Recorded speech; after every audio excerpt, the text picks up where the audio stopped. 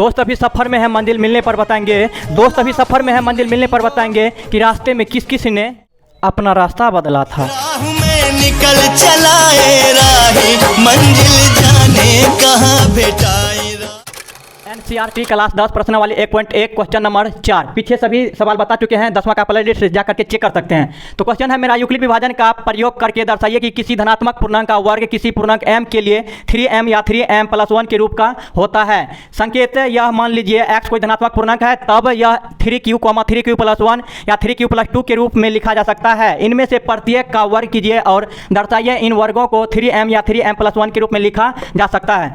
तो ये बोल रहा है यूक्लिड विभाजन परिमेय से, ठीक है। तो साइड में हमको सबसे पहले यहाँ लिख लेना है सूत्र जो होता है, ये हम बगल में से लेके लिखते हैं कि जो जैसे कि सवाल बनाते हैं ना, तो जो बनाएगा ना तो उसका दिमाग यहाँ आएगा और वो समझ जाएगा कि अपने से बनाया है। और जो जो इंपॉर्टेंट है उसको हम साइड में लिखते जाते हैं ताकि उसको विश्वास हो कि अपने से बनाया है, चिटिंग नहीं किया है, छापने का कर्म क्रिया ना किया है, ठीक है। तो हम सूत्र लिख लेंगे यहाँ a बराबर BQ+R। यूक्लिड विभाजन का ये सूत्र है, लिख लिए। तो यहाँ हम लिख लेंगे 3m या 3m+1। यहाँ हम लिखेंगे सबसे पहले हल। माना कि संकेत यह मान लीजिए कि x कोई धनात्मक पूर्णांक है। मानने के लिए बोल रहा है x, ठीक है। यह मान लीजिए कि x कोई धनात्मक पूर्णांक है, x a से लेके z तक हम कुछ भी मान सकते हैं, ठीक है। तो बट यहाँ x बोल रहा है तो x के जगह हम a ले लेते हैं, बनाने में आसान रहेगा, ठीक है। पूर्णांक बराबर a से लेके z तक हम कुछ भी मान सकते हैं, बट a रहेगा तो अच्छा रहेगा।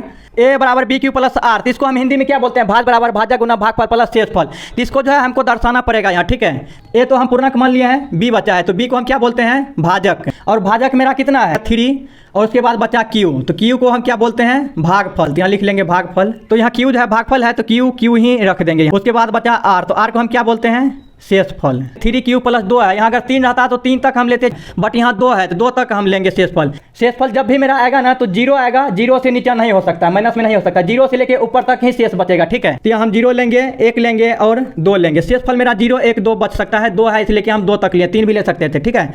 बट यहाँ 2 है तो 2 तक है। उसके बाद यहाँ लिख लेंगे अब हम यूक्लिड विभाजन परिमेय से। इसका सूत्र होता है a बराबर BQ+R। तो a के जगह हम a रहने देंगे, b का मान कितना है मेरा 3 है, 3 लेंगे, और q के जगह q ही है तो q ही हम रहने देंगे गुना में, प्लस r का मान क्या हम 0 लेंगे, r का मान 0 लेंगे, फिर 1 लेंगे, फिर 2 लेंगे। तो अब जो है यहाँ बोल रहा है, देखिए इसमें इनमें से प्रत्येक का वर्ग कीजिए। वर्ग करते हैं तो दोनों तरफ, एक तरफ नहीं दोनों तरफ वर्ग करना पड़ेगा। दोनों तरफ वर्ग करने पर a² 3q, और 3q में 0 जोड़ेंगे तो क्या होगा, 3q ही होगा, इसका भी वर्ग कर दिए। तो ये जो अब हो जाएगा a² बराबर 3 का स्क्वायर कितना होगा 9, तो 9q²। इसको हम साइड में लिख लेते हैं यहाँ, फिर a² बराबर 9 का जब हम अलग अलग खंड करेंगे, कहा कि हमको 3m लाना है ना, इसको अलग अलग लिखेंगे। 9 को 3 गुना 3 नहीं लिख सकते हैं, तो हमको यहाँ 3 लाने के लिए जो है इसको हम अलग अलग कर दिए, ओके। 3q² को हम लिख लेंगे यहाँ, माना 3q² बराबर m।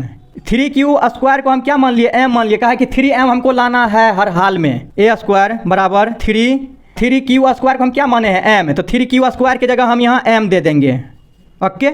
3 गुना m, तो 3m, 3 गुना m, 3m हो गया ना। इसको हम मान लेंगे समीकरण 1। अब यहाँ हम साइड में लिख लेते हैं, फिर से जगह नहीं है तो यहाँ लिखेंगे हम, फिर r बराबर क्या लिए थे, 0 लिए थे ना, तो अब लेंगे r बराबर 1। अब यहाँ सूत्र लिख लेंगे a बराबर BQ+R। a 10 का 10 हो जाएगा। यहाँ बचा है b, तो b का मान देखिए यहाँ क्या है 3, तो 3 लेंगे। उसके बाद एक q है तो q ही रहने देंगे, और r जो है मेरा क्या है, r 1 है। उसके बाद यहाँ सवाल में क्या बोला है, इनमें से प्रत्येक का वर्ग कीजिए। तो अब इसका भी वर्ग करना है, ठीक है। वर्ग जब भी करते हैं तो दोनों तरफ वर्ग करते हैं, तो यहाँ हम लिख लेंगे दोनों तरफ। तो अब इसको जो हम खत्म कर लेते हैं, क्या कि इसी में मेरा आंसर आ जाएगा। तो यहाँ लिख लेंगे हम दोनों तरफ वर्ग करने पर, दोनों तरफ वर्ग करने पर a² बराबर 3q+1। a² आप सब फार्मूला याद कीजिए, a + b का होल स्क्वायर क्या होता है, a² + 2ab + b²। ये सूत्र पे अब इसको बैठाना है। तो 3q² का क्या हो जाएगा, 3q² + 2ab। 2a कितना है 3q, गुना में b है का मान 1 है, उसके बाद क्या है प्लस b²। b का मान कितना है 1, तो a² बराबर 3 का स्क्वायर कितना हो जाएगा 9, और ये q² प्लस 3 दूना गुना 1 तो 6 होगा, और q है तो q 10 का 10 प्लस a का स्क्वायर कितना होगा 1 होगा। a² बराबर, और देखिए 9q² प्लस 6q, दोनों में देखिए 3 कॉमन है, तो 3 कॉमन ले लिए, तो 3 तिया 9, 3q², ओके। और ये प्लस 3 दूनी 6, तो 3 बाहर निकल गया, बचा 2q, ये +1।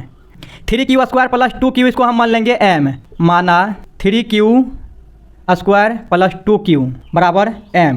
लिखेंगे a स्क्वायर बराबर 3 है तो 3 दे दिए, और ये समुच्चय को हम क्या माने हैं m, तो 3 गुना m क्या हो जाएगा 3m। उसके बाद ये प्लस बाहर में है तो प्लस 1, तो इसको हम मान लेंगे समीकरण 2।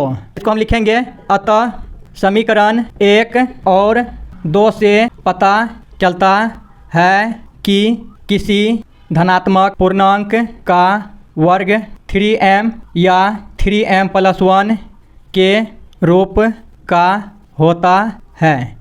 यही हो गया मेरा आंसर।